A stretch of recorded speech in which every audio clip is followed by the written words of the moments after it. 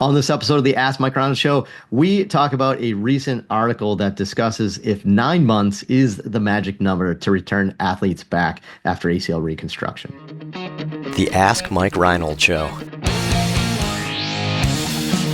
Helping people feel better, move better, and perform better.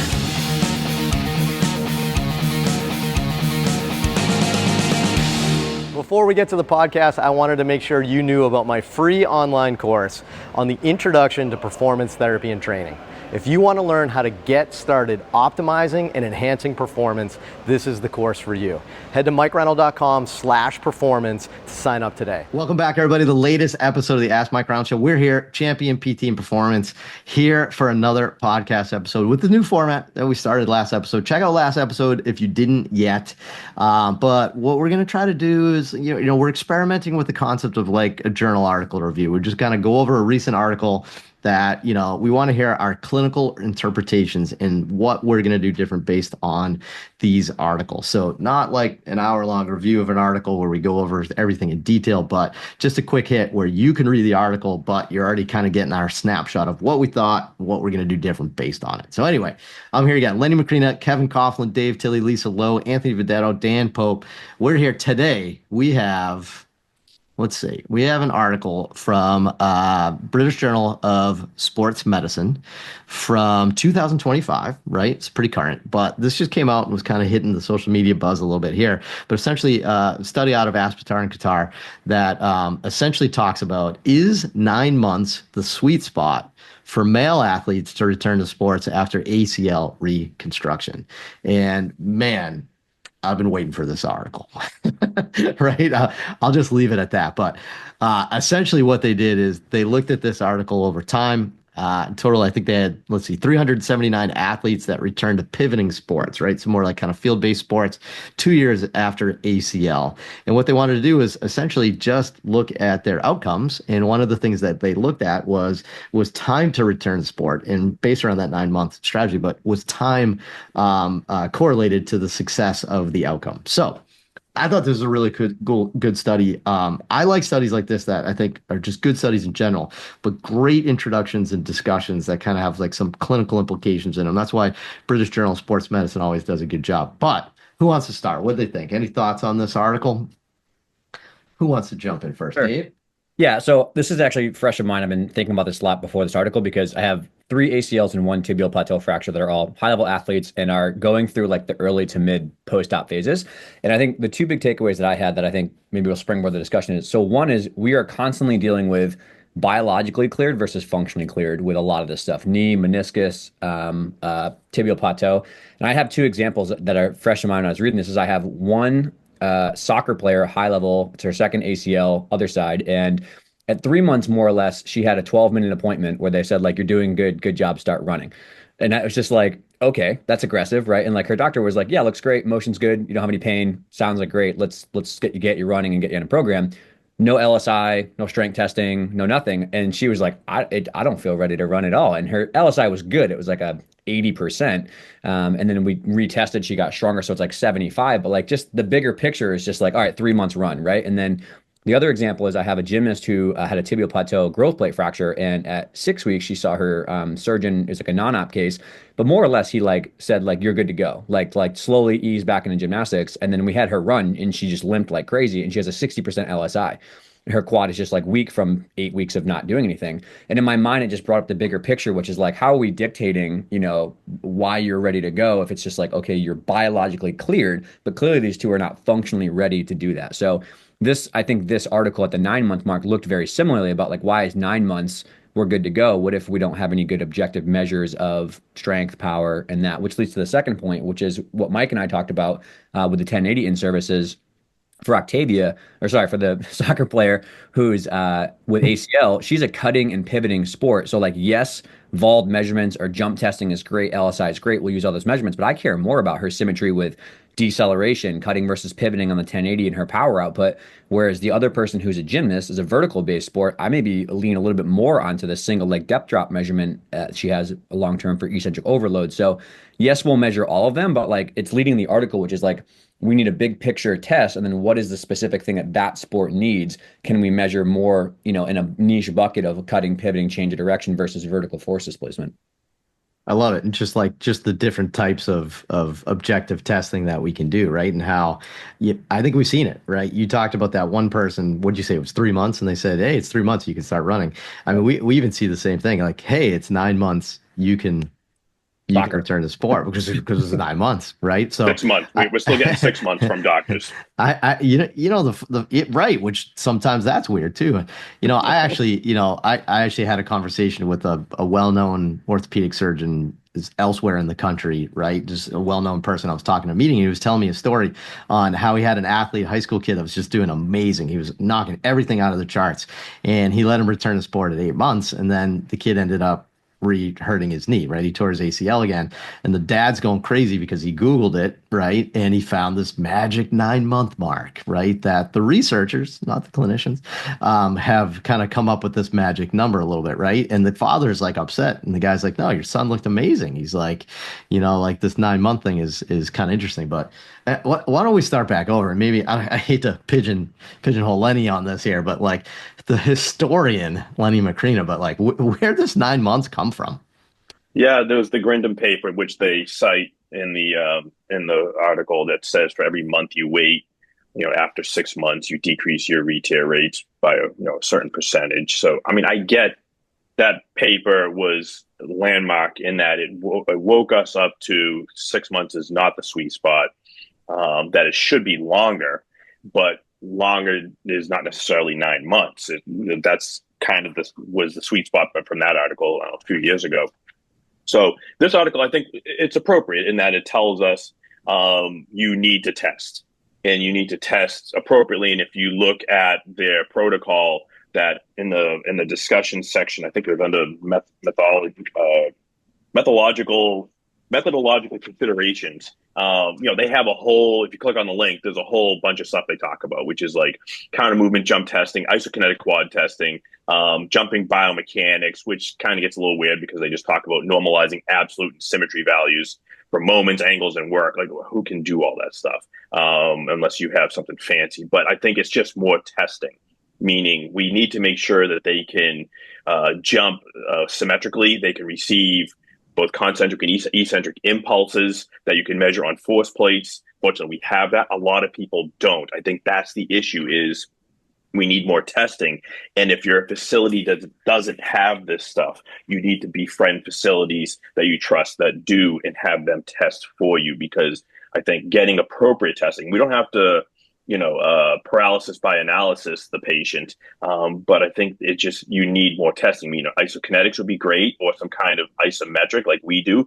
And getting them tested and using a 1080 to look at their force production side to side while they're doing certain movements. I think that's all critical. And that's what this paper said. I think one other thing that the paper said, and as a bone patella tendon bone guy, they did admit that the patella tendon grafts did do better than the hamstring grafts. But the majority of the surgeries were done on used hamstring grafts, but the professional athletes got the bone patella tendon bone graft. So it makes you wonder, why are we still doing all this? Why are we still messing? And it was a study of only males, because of the location of the research study was in a country that I don't think, how can I word this?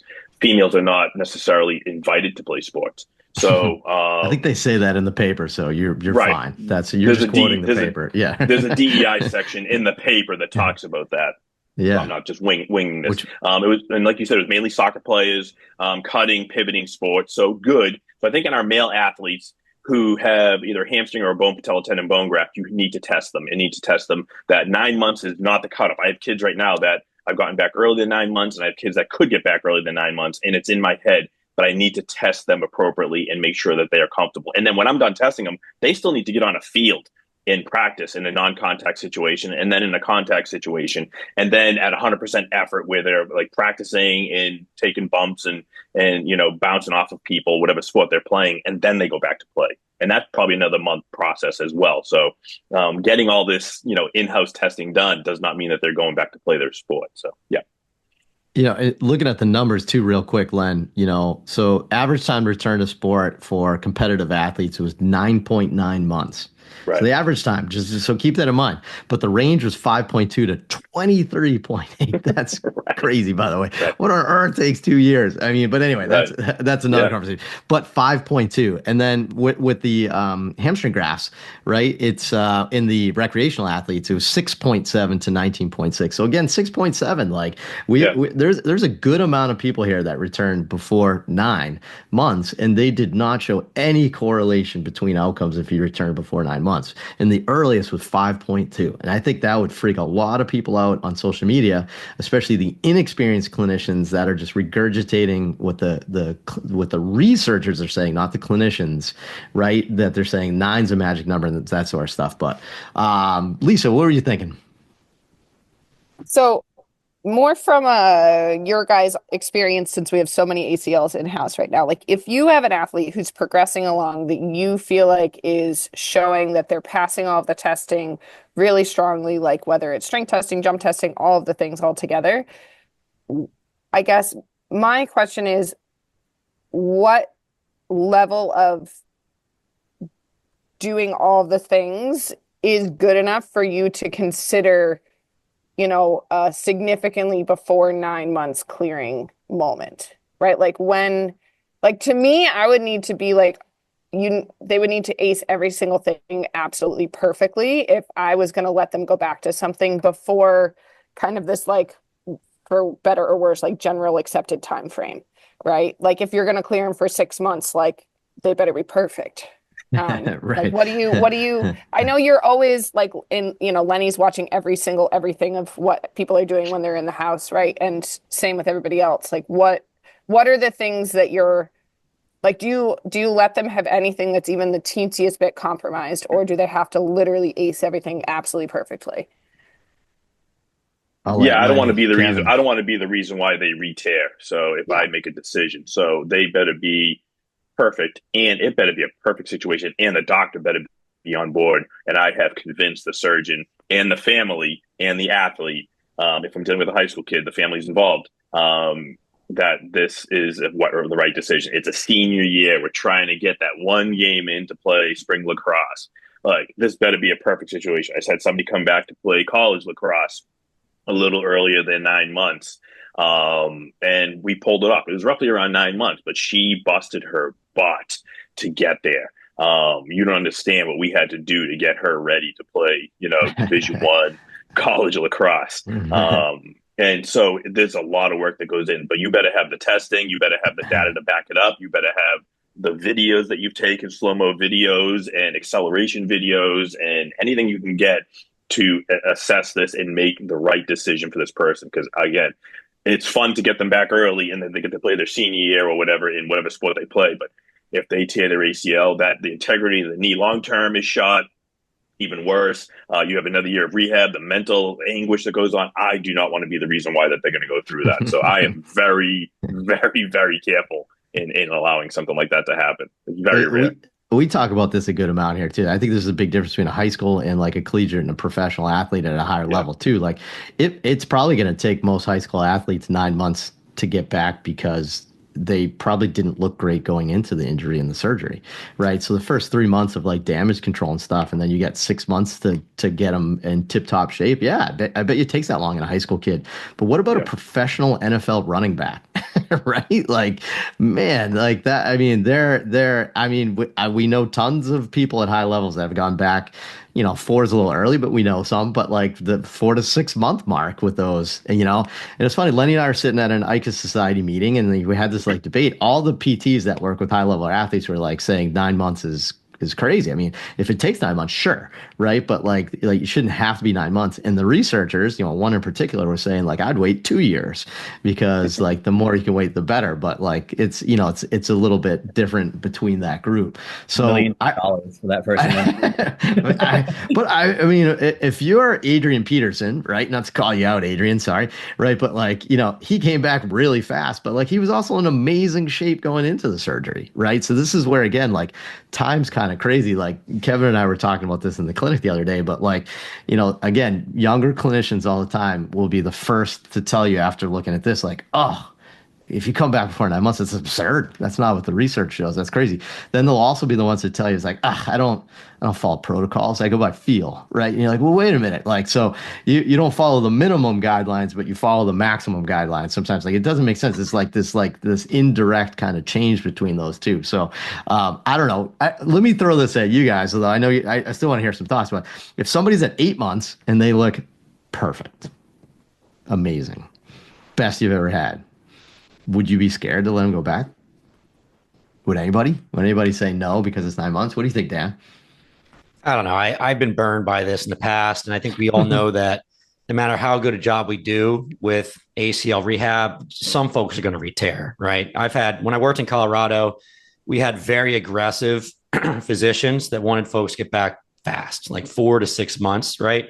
And I had some patients that looked great and they still retour when they came back, right? So I think we see that. I think at the end of the day, we probably just have to educate the patient about what we know and let them make the decision. And I think the other thing where we get burned with a lot as physical therapists is I had to go back and look to see how many individuals were in the 9-month paper. And I think there was like 100 athletes. And in this paper we're talking about was 500. And it's not like we're looking at thousands and thousands and thousands of athletes and seeing if there's a difference. I think what we see frequently is you see like a smaller underpowered study says one thing. Everyone's like, oh, we definitely need to use this test or not use this test. Then another study comes out that shows the opposite. And we kind of hang our hat on every study that comes out that's newer, that's not necessarily better. And I think at the end of the day, as more research comes out, we'll get some more answers. But it just shows me that we don't fully have the answer to this question yet. And as more research comes out, maybe that gets a little bit better. But I still wouldn't feel super comfortable sending someone back at 8. But I would just tell the patient, like, look, you look awesome. We have research to show that your risk is probably not going to be a lot different if you look at this paper. But if you look at the other paper, maybe it is different. So as long as they have that research, they can make that decision. But the other piece is that we see so many folks at 9-month mark that still look horrible. And that probably means they still have more work to do. That makes sense. Yeah, I mean, for sure. Again, I remember that range was huge. So again, if you look at statistical modeling, you find out that, 9 months or every month you wait, you have a lower chance of re-injury. It's like, of course. I mean, that makes perfect sense, right? Like you kind of get that going. But, I think what I'm excited about with this article is that like we need to get away from arbitrary numbers, just like anything else. Arbitrary numbers are not in the best interest of anybody. I think we would all agree that we've had patients at 10 months that didn't look ready. Right. And again, if you say, well, it's over 9 months, you can go, you hit the magical number. Right. So it's like an article like this, I think, comes out and I think it gives us that like freedom again to use common sense, I think, where it's more quantitative. It's objective data and people need to look good to return to sport. Right. I think that's crazy. I was excited for this article to think that we might be getting back to that. Right. But what else? Kev, did you have anything? I know you wanted to jump in. What were your thoughts on the paper? Yeah, I was just going to say that going back to look at that 9-month recommendation study, I think one of the issues with that was that a lot of those patients who were re-tearing did not pass the return to sport testing. So it was really isolating the time and it wasn't considering how many of these people were passing testing. So, I think this article definitely offers an argument for return to sport testing. You have to clear that before returning, whether it's at 9 months or 8 months or 12 months. And then I think just a couple other things related to the paper was, like you had said, looking at it, the average return time or average duration of rehab was 9.1 months. And there was like a plus or minus 3.8. So some people were taking longer for sure. Some people maybe a little bit faster than that 9.1. And then also, out of the whole study, only 71 athletes returned before 9 months. So I don't think this changes it where we're saying like, oh, everyone's getting back before 9 months. You just, you'll be fine. I think they had really good testing. They had, I think kind of similar to what we try to do at Champion. It's pretty robust in terms of looking at strength, looking at power, looking at running and cutting. And I think the more you try to cover those things, the better outcomes you're going to get. And if someone's smashing it, like I know Lenny has a couple guys on his schedule right now that are just, if there's anyone that's fitting into these categories, it's those two guys that, up to this point, they're just looking really good. So, I guess a tougher decision to be made when you get there. But if you're really crushing it, I think it's hard to say, let's wait that extra month. I do wonder, with this being only males and a lot of them higher level athletes, I feel like I'm still going to be pretty cautious with the adolescent female, just where their risk is so much higher. And then it always comes back to like, how many of them are actually going to be passing all these tests before 9 months? I think a large proportion of them won't be. And then the last thing I'll finally say is, I know at Champion, we're building out those return to sport programs, specifically with the ACL. And I think Dewesh is trying to write those templates to be about 9.5 to 10 months. So I think in a lot of folks, like, to get through all of the training you really want to get through without skipping steps, it's going to take quite a bit of time anyway. So, I mean, I think, like you said, Mike, it opens up the discussion to where in certain cases, people are hitting the tests, we have a good conversation, and it lines up with their sport that starts 8 months after surgery. Maybe we can get them back at that timeline. But by and large, I think a lot of folks are still just going to take time. It's not like people are smashing these tests at 7 months and we're holding them back for the other 2 months. I think most of the folks we see at that high school, college level, they're going to need close to that 9 months anyway to hit all that criteria. So I think overall, though, pretty interesting paper and good to discuss. Yeah, they state that in the paper. They had a couple of good like quotes that I thought were really good, but they state that in the paper. I think the earliest was 5.2 months, and I think they made the statement here that they would be very surprised if anybody met the criteria to return earlier than that, is kind of what they said. I thought that was funny. But how about this quote? I love this quote. Each athlete's journey is unique, influenced by factors including age, motivation. We should add gender to that, surgical and rehabilitation complications, and adherence. And, one thing I think we learned from this article here is that adherence to the program was huge. That led to better outcomes, adherence to the program, right? And then using a criteria-based approach was amazing. That Grindum study, only 25% of people met the return to sport criteria before they were allowed to return to sport. Even just saying that sounds weird, right? Like that's weird. So 75% didn't meet the criteria, but were allowed to return to sport, right? So I think this evolution is going to come full circle in a really nice way, where this is going to mandate people that are behind the times with not only their rehabilitation progression that are going too slow, but more importantly, their return to sport testing and that criteria to progress to more phases and that criteria to return from sport. I think that's going to change dramatically. In those PT clinics that just have people doing, 3 sets of 10 straight leg raises for 4 months, which hopefully is getting less and less, but they're out there. Those people will not pass criteria, right? So you're going to see a huge shift, I think, in so many different ways. This is helpful, but this was a much needed paper from my perspective, that we needed to get away from arbitrary numbers and talk about objective testing again. So anyway, great job. Great review. Thanks for that. Again, we want to hear your feedback. Do you like hearing us talking about an article like this? Do you want us to go back to questions? Put some comments in these posts on social media to let us know if you like them. Send us some DMs or whatever you do to get in touch with us. But, we want to see which way we're going to go and kind of keep building these out. But we thought this would be a nice, fresh take on some of our clinical implications. So anyway, thanks again. Appreciate it. Go to Apple Podcasts, Spotify, rate, review, subscribe. Make sure you get your notifications of your next episodes, and we will see you on the next episode. Thanks so much.